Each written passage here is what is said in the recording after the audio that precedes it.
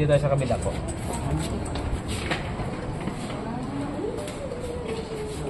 Ayun, dito. Ayun. Nakalimutan ko pa eh. Tapos, connecting room po ito. Automatic bukas. Ito yung ibaba namin guys. Connecting.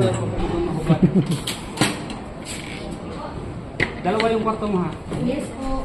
Wow, 2 rooms. 2 rooms. Okay, quick tour tayo guys. 2 rooms. Ano pong room number to?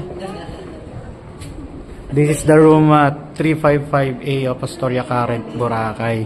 So connecting room to, 2 room. Pagpasok mo pa lang dito, living room, may kasama na kaagad dito ang TV with Netflix na po yan. Oven, alam nyo na yan. So sink, then whirlpool. Yan, kung gusto nyo mag-init ang pagkain. Complementary nila ng mga tubig nila and heater. Meron na rin silang ready dito na English breakfast black tea. One of the best black tea guys. Yan. Aside from that, dito sa ilalim. Okay. Ito. Tapos may pwede pa itong kuya, pwede itong pakita nyo nga lang sir na pwede po siyang oo. Yan, nahihila yan.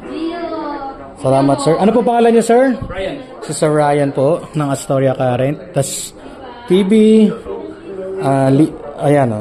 Dining area ba yan? Yeah. Then, ito yung banyo nila. So, ayan. Meron silang shower dito. Maluwang to guys. Malawak.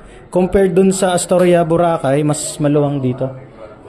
Parang may connection, may connecting room din ano sir? Yes sir, sa kabila pa sir, pagkasama nyo. Pero sa inyo kasi ito dalawa. Ito lang, okay po.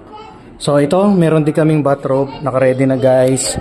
And as usual, ang kanilang pangmalakasang tsinelas. Sir, ba't dadalawa? Meron pa bang tsinelas doon? Okay, 6 doon tsinelas namin guys. Bathrobe.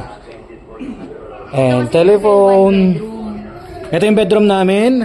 2 guys, good for 4 person pero pwede pa daw matulog sa kabila. Napakalamig dito guys. So same dito sa kabila. Ang dinagdag lang dito ay meron ditong mini refrigerator and yung kanilang whirlpool. Ayan. So meron sa kabila, meron din dito guys. Then yung tubig nila, TV again. Ayan. Andito yung master bedroom.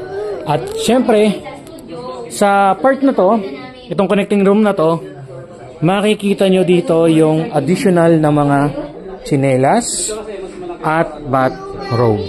And yung CR